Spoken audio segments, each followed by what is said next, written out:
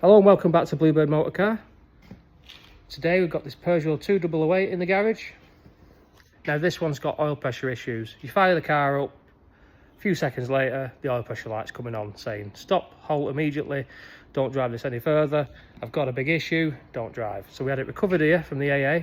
It actually got recovered to us from Peugeot. Now the reason why that is, so the customer got in touch with us a few weeks ago and we suggested that the wet belt might be on its way out. So the customer has approached Peugeot with this issue and they have rejected any warranty on it. The reason why they've rejected it is because it's missed one service with Peugeot. It's not really fair, but it tends to be the way.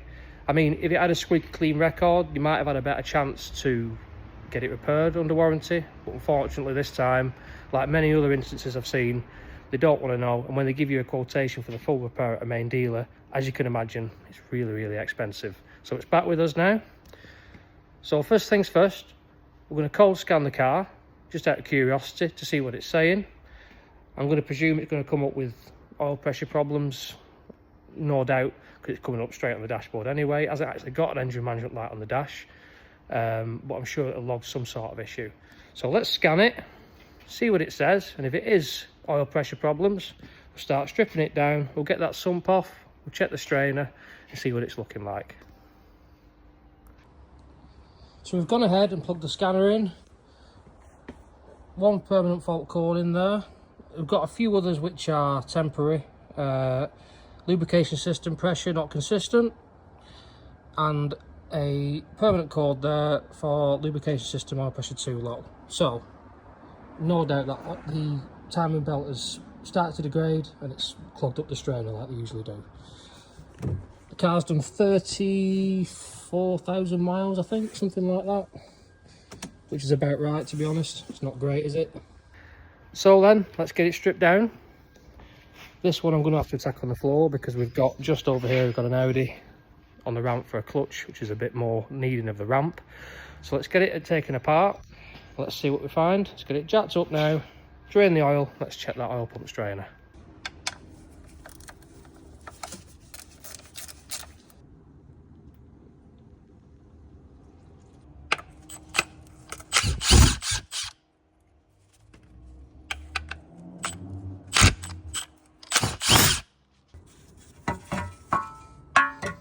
Sump is down. Oh.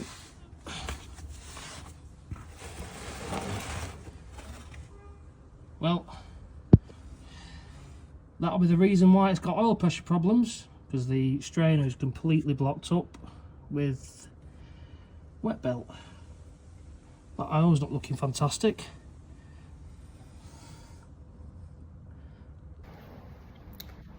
So then, back at the top end, as we suspected, the oil pump strainer is completely clogged with wet belt. I'm going to take the top end off now and inspect the top of the wet belt. I'm going to get that on the road to being replaced. I'm hopeful that the oil pump will be okay.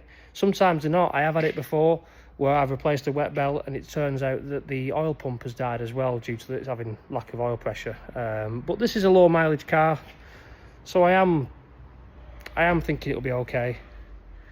We'll start stripping it down now then. We'll get a wet belt kit ordered for it and we'll clean up everything, and hopefully once it's all rebuilt it'll all be in fine fettled once again. Let's get to it.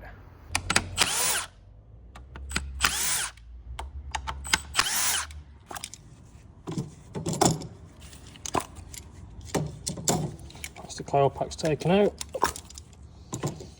Already taken the pipe look out here, just laid it to one side for now. Going to undo these two 13s on the airbox, then we'll undo the top cover, be able to have a first look at the condition of the wet belt.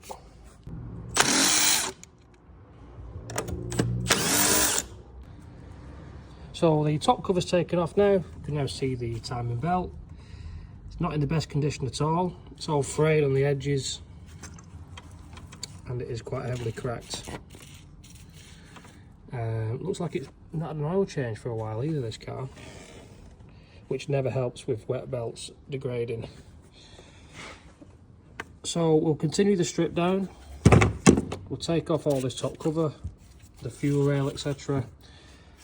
Get this top section off, and we will then tackle side of the engine, take the offside front wheel off. Just a general procedure really for replacing these belts, so let's get into it. Intake pipe comes off.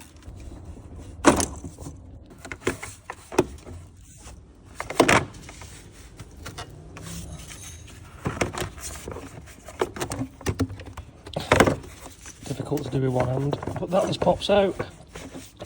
Then you slide that air box backwards. Doesn't have to come out all the way. Come on out, yeah. There we go.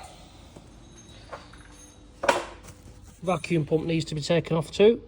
There's 3 8mm bolts. There's one there, and there's one hiding just underneath here. We'll take that off now. Just gently take the pipe off the back pump.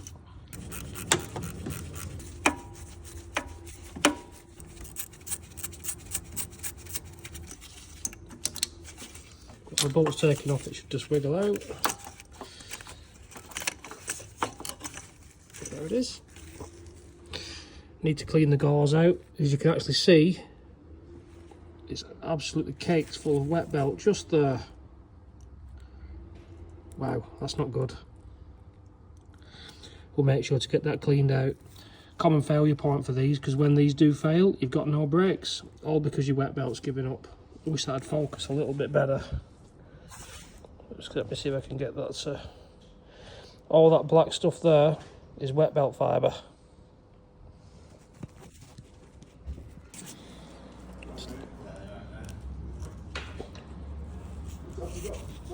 Wow.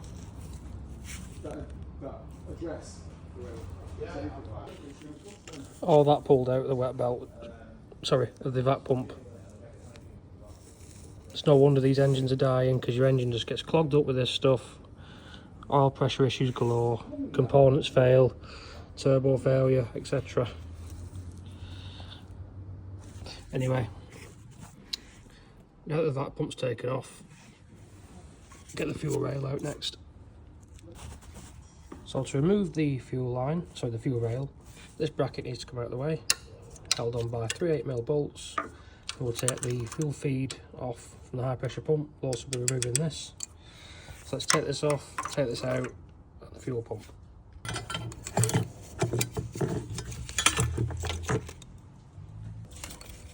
We'll now undo the fuel rail pipes, making sure we don't get any petrol in our eyes, because that would be very bad. There we go. And we'll just loosen off the other side. You don't need to take it all the way off, just so it's loose. Next up, the 3 13mm that hold the fuel rail down. Then it's time to gently prise it up. Impossible to do with one hand, but you just kind of go one side. Oh, it is coming out actually with one hand. Just pull it out nice and gently, making sure not to catch anything, and all the fuel injectors have come out all in one piece. So we'll put that down somewhere nice and clean. They look in good condition, to be honest. So now that the fuel rail's been taken out, we've got a lot more room to work with. Obviously we've still got to remove this high pressure pump. It's quite simple really, just undo them 210, so I'm going to get on with that next. On the back of the car there's a wiring loom bracket which attaches here with a T30 there, and there's one hidden just down there. They need to be undone. It gives us a bit more access with the wiring harness, because there is quite a lot of it. And it also means we can get to them back 8mm there. Then it's about going around the outside edges, taking all the 8mm off. There's quite a lot on this, to be honest. Then we'll prise this up, and then we'll get on to the side section. Fuel pump's off, and that wiring harness, like I said, just loosen that off so we've got more access. We're now going to go along and get all these 8mm off, and we'll get this cover off, top cam cover. So we've got all the bolts out, we've pried it up. They are quite tight to come out, but pry them in the right place and they will come up eventually. We'll work this off loose now, and I will update you when I've got it off. Now that we've got the top cover off, we've got an even better look at the timing belt, which is just looking old and haggard. It's actually, I can feel it, bits peeling off my finger and just rubbing against it. That's how rough that is. Timing these up, we're going to spin these cams around soon. Need to get the flat face on this cam, on that cam, facing upwards. But we're not quite there yet.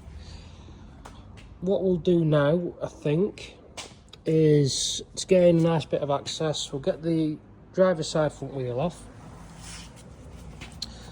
We'll get the wheel arch liner just pushed to one side so we can see the crank,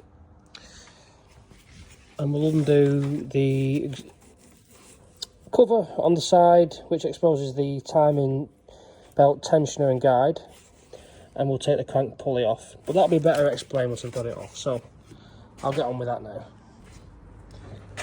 Taking the driver's side wheel off, we've pushed the wheel arch to one side.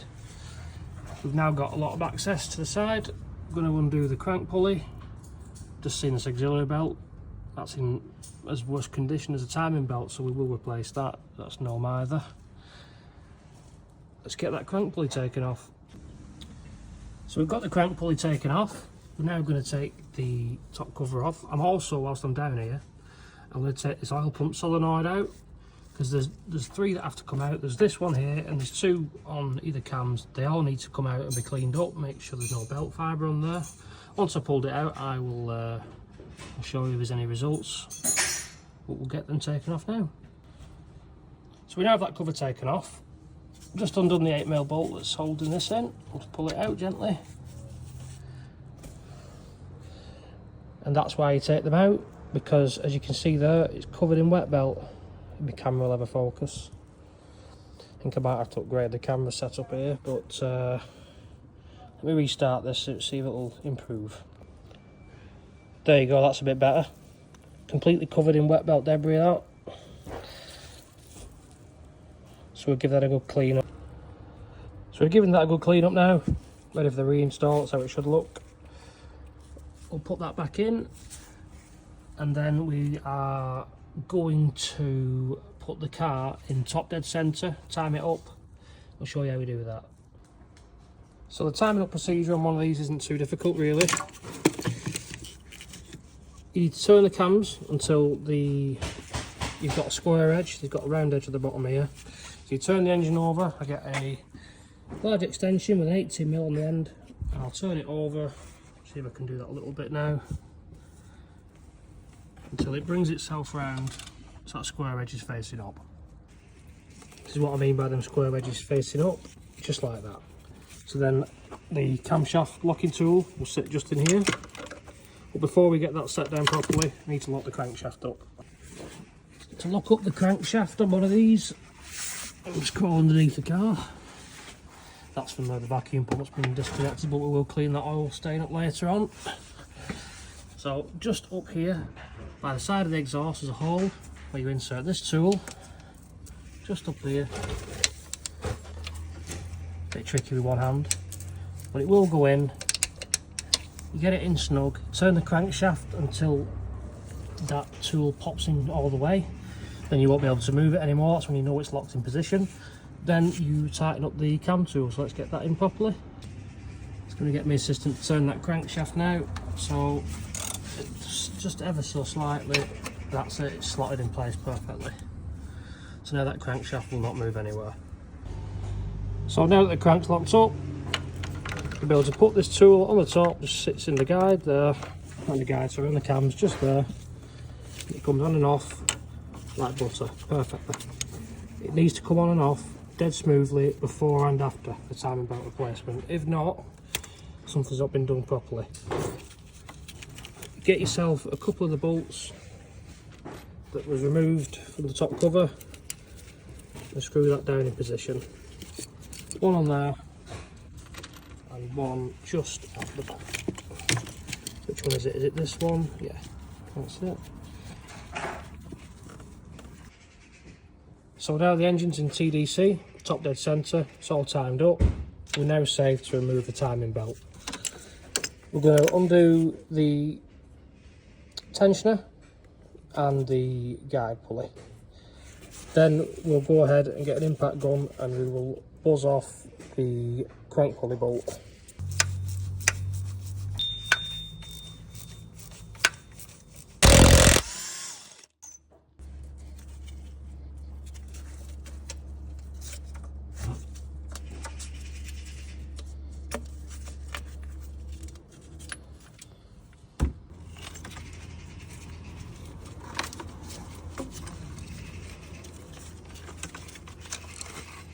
And there we have one timing belt removed. Let's have a look at it in the daylight.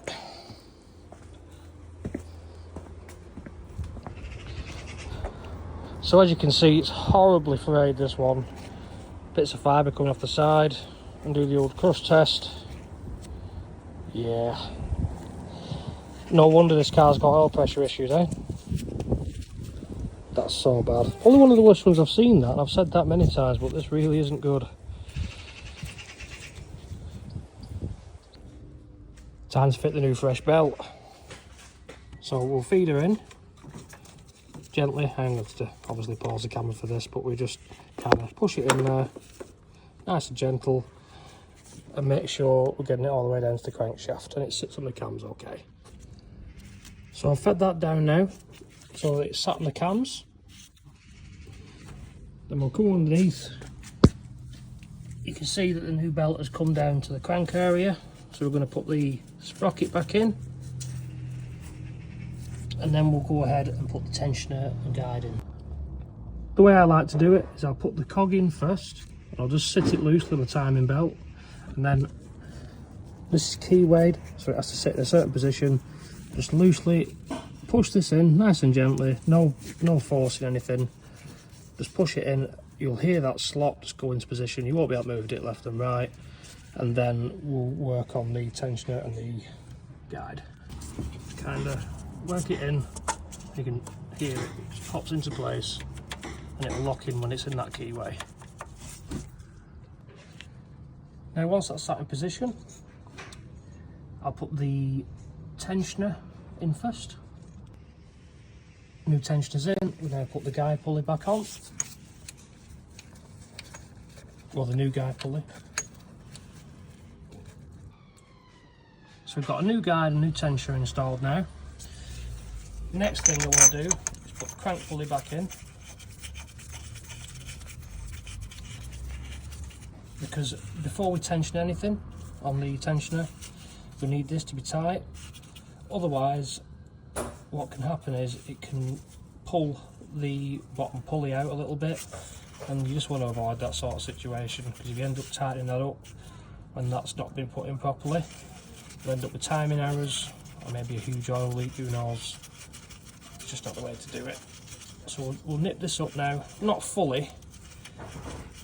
We'll do the last torque sequence when everything else is done, but we'll just nip it up in position so it's not going to come out any, and then we'll tension that belt up.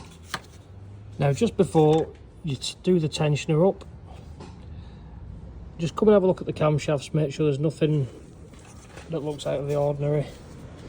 Now this is slack up here because these VVTI pulleys have come in anti-clockwise, just a fraction. Clockwise in this instance. You can see they do move a tiny bit, and when you apply tension on a tensioner, the belt will drag them both back into position again. So when it comes to tensioning up the timing belt with the tensioner, it's pretty much impossible to show you with one hand, but I'll give you a basic demonstration of how it works.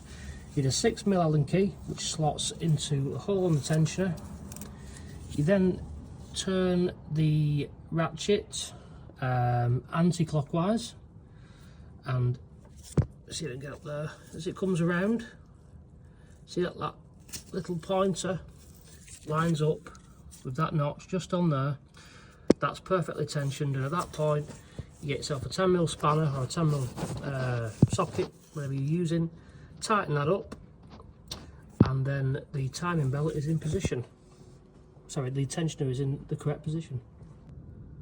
So once the tensioner is all lined up and tightened down, that mark on the tensioner, it's hard to see, but if you line up with that little pointer that comes through, And if we look at the top end, as I mentioned with the cams before, once you tension the belt up, it drags them 2 pulleys back into position. So everything's looking good. What you must do now is we'll remove the timing tools, bottom, cams and the crank, spin the engine over, make sure everything lines up perfectly. We'll then do our final torque on the crank, and then it's time for the rebuild and lots of cleaning up. So I've now rotated the engine a few times over and the crank is locked up. You want your cam tool to literally slot in as easy as that. No pressing down or anything like that. These can be really funny to time up sometimes because the way the crank is keyword, it's got a little bit of movement in it, and it, depending on how you tighten it up, it can send the cam shaft a couple, maybe 1 to 2 mil one way or the other. It's usually on the exhaust side, and they can be a bit of a pain, so triple check the timing, because you'll only end up with engine management light down the road and then it's time to take it apart again. Or send it to a specialist like us, choice is yours. But now we've got the timing belt installed, I'm going to put the cover on the side, just double check the tensioner, make sure that's bang on in line still with that little notch I was showing you before. Put the cover back on, then we're going to start cleaning up all this residue, ready for the top cover to be sealed back in place. So we put the cover on the side, the timing cover, and we'll put the crank pulley back on. Before we do any more work down there though, the new auxiliary belt needs to arrive, so that's on hold for now. But what we can do is clean up this mess on the cylinder head surface, and also on the cam box side too. Give them both a real good clean up. Then we'll seal it up and put it all back together. So we're all cleaned up now. It is worth taking your time when you're cleaning up these surfaces. You want it to be free of any oil residue or any sealant. Got the casing all clean too, so we're going to seal this up now and bolt it all back up together. So we've now got this top cover put back in place and sealed up nicely, all the bolts torqued up to spec. Now we're going to put the top cover on, so this is all sealed up, and then we're going to attack the wiring harness, get the fuel rail back in there, basically build it back up as it was took apart. So I'll get to that now. And there we have it. Everything for the most part is now back together, apart from a couple of pipes. The plan is with this one is we're going to get it all built up and sealed, because now I'm going to put the sump back on, just in the middle of cleaning that up now. Get the sump on and we're going to leave it over the weekend to dry up. So come Monday morning, just got a little bit of the pipe that's put back on, and then it'll be ready to go. Just before I put the sump back on, just want to show the strainer now. We have taken it apart and cleaned it all out. Got that surface nice and clean. We will go over it once more before we put the sump up. Just finishing off cleaning the sump now, and then once that's bolted up, we'll let that set over the weekend. So just like that, the weekend's over and done with. Before we left, we sealed the sump up. That's been left to dry up over the weekend, over 48 hours of curing time, which is absolutely spot on really. Unlike there's going to be any oil leaks on this car. We're now going to put the new auxiliary belt on, and we're going to put the wheel arch liner back on, wheel back on, oil and filter, and it's ready for the start up. Wheel arch and wheel reinstalled, top end's all done, oil filter's just arrived. We'll get this spun on, put some oil in there, and we'll fire it up.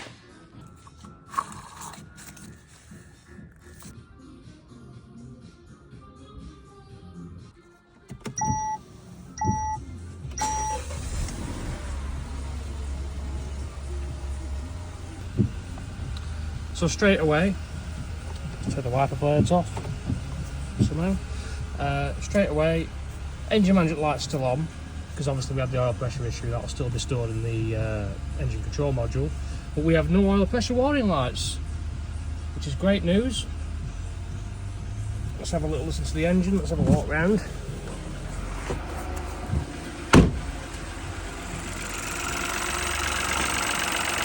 Sounds really good, to be fair.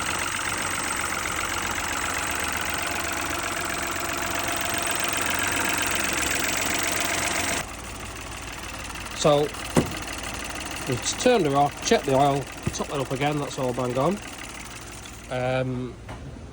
We have rescanned the engine control module, which you see the engine management light's now off. Cleared the fault codes that were stored in there before, and now we've got no trouble codes left in that engine control module, which is fantastic news. So that just about wraps it up for this job. Car's running well, and that oil pressure light has now disappeared. My battery and my torch is dying again, just in time. One thing I will say with these, the Peugeots, the Vauxhalls, anything with a 1.2 pure tech in it, whether it's turbocharged or naturally aspirated, if you find that you have an engine management light on or an oil pressure light, act on it immediately, because if left for a long period of time, these cars are known, the engines are known, they end up wrecking the piston rings, which then in turn you'll be burning a lot more oil. You might find that you're topping your oil up a lot more. That's because you're starting to see the effects of any internal engine wear, and by that time it's getting to the point where that engine's near enough toast as it is. So if you do have any issues with these, oil pressure related especially, get them booked in straight away, get them repaired, get ahead of it. Otherwise you could end up with a situation where you're scrapping the car basically, or it needs a new engine, which would cost fortunes and fortunes, because these engines don't rebuild very well either. But that's the end of the video. Thanks so much for watching if you made it all the way to the end. If you're on YouTube, please give us a subscribe. If you're on Facebook, a like, a follow, a comment. Any feedback is always massively appreciated. If you need our help, if you'd like a wet belt replacement package quotation on any vehicle, whether it be a Ford, Citroen, Vauxhall, Honda, you name it, we've got it covered. Give us a message and we'll message you straight back. See you in the next video.